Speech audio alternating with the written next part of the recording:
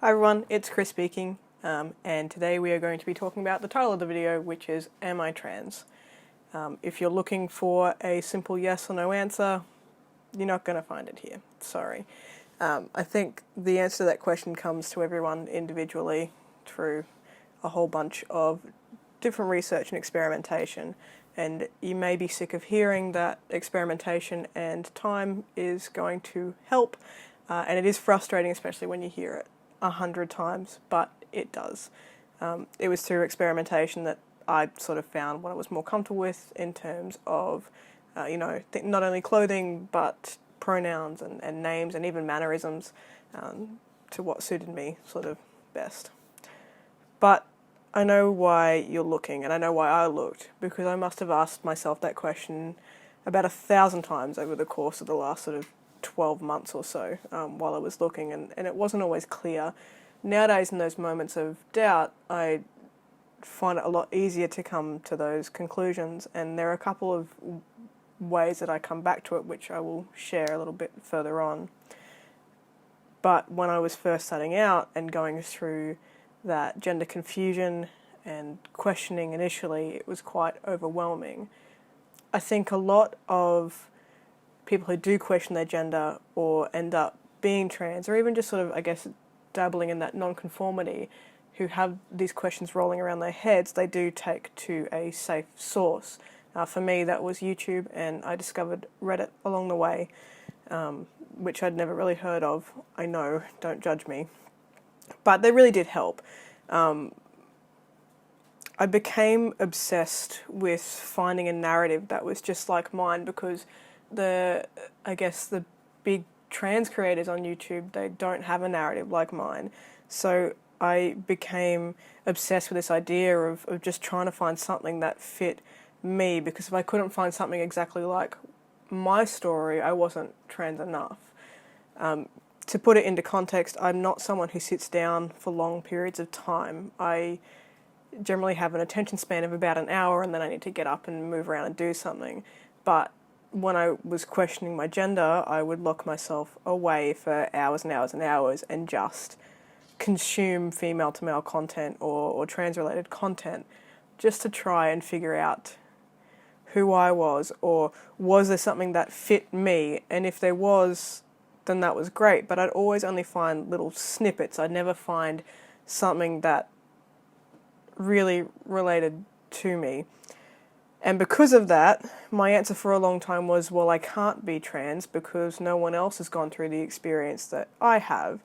And it wasn't until I discovered a couple of videos by a guy called Reid, and I don't know if he's still making content. The videos that I found were a couple of years old, but they really did help, and I will link them below. One was his 5-year timeline, which is a little bit different to a lot of the timelines that you see. He sort of explained that he started out okay, identifying as a female, got to college and hit that sort of gay lesbian identity quite hard, and then sort of came to the conclusion that that wasn't quite comfortable for him. In another one, the second one, which I watched quite a lot, he explained that he is so black and white that he needed to be 100% about whether transitioning was right for him medically or socially, and because he wasn't 100%, he couldn't make that leap. And, he went to gender therapy, and they sort of explained that you might not know 100%, but isn't it better knowing? And you need to have a pretty good idea. Like, I was 80% sure that this is what I wanted to do, but because there was that niggling doubt, it was hard for me to, I guess, make that leap. And in the end, it was about taking a leap for me, and it has sort of worked out for the better. I'm only 2 weeks on T, so we'll see. But for the moment, I'm feeling a lot better and a lot more comfortable sort of in myself. Definitely mentally have improved quite a lot over the last couple of weeks.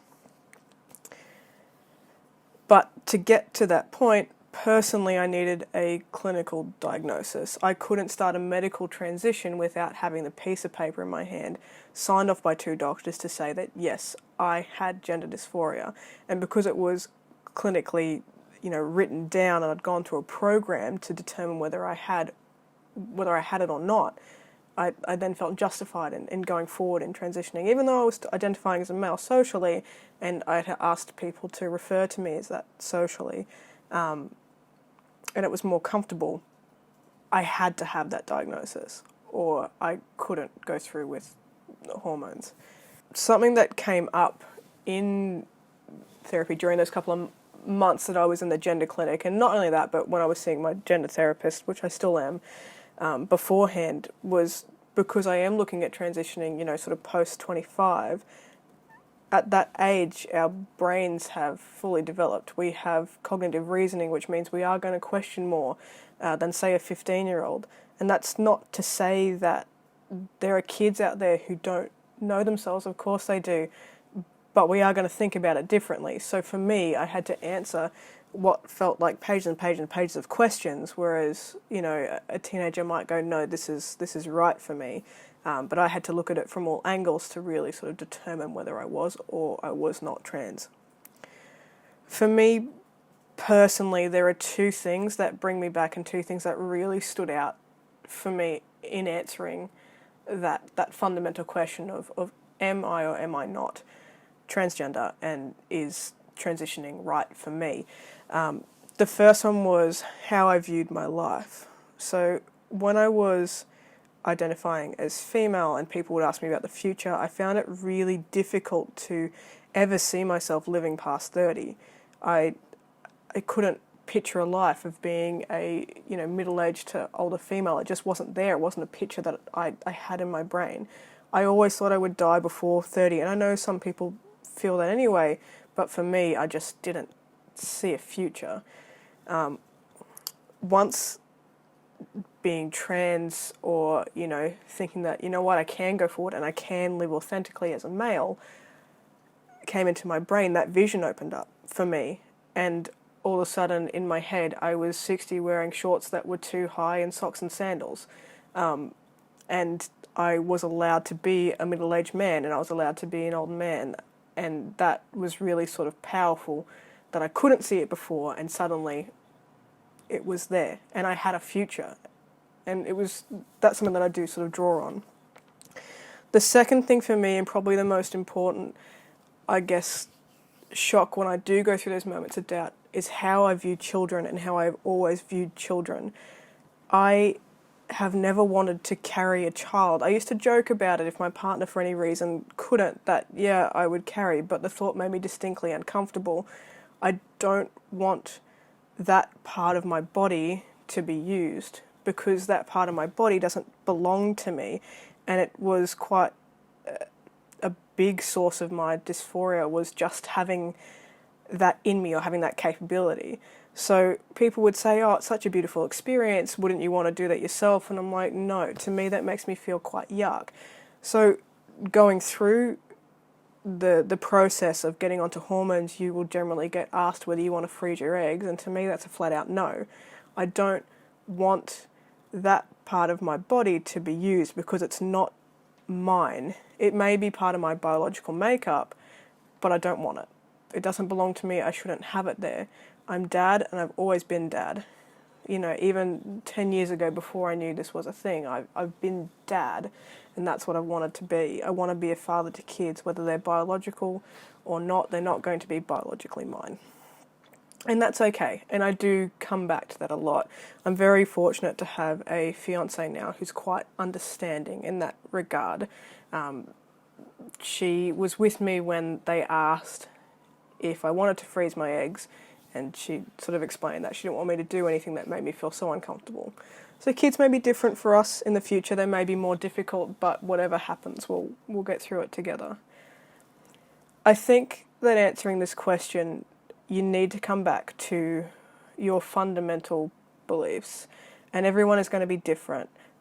What works for me isn't going to necessarily work for you or someone else, but if you come back to those things in your life which are important to you, and how you view yourself going forward, or even how you view yourself now.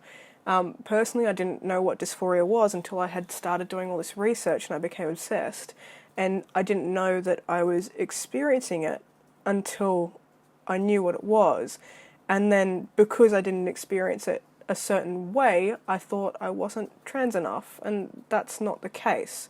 Dysphoria is going to hit all of us differently. Euphoria is going to hit all of us differently, and that's something that's really important to, I guess, dwell on, is how you experience it. It doesn't mean that you are less trans than somebody else because you are experiencing less dysphoria or you're experiencing more euphoria. You're allowed to be who you are. So bring it back to those parts of you which are fundamental to try and find your answer. But again, experiment and take your time. But that's it for me. That's how I figured out that I am trans. And if I do have moments of doubt, those two thoughts are generally what I come back to and how I view myself. So if you've made it to the end, thank you for watching. I will see you next time. Yay, we're done.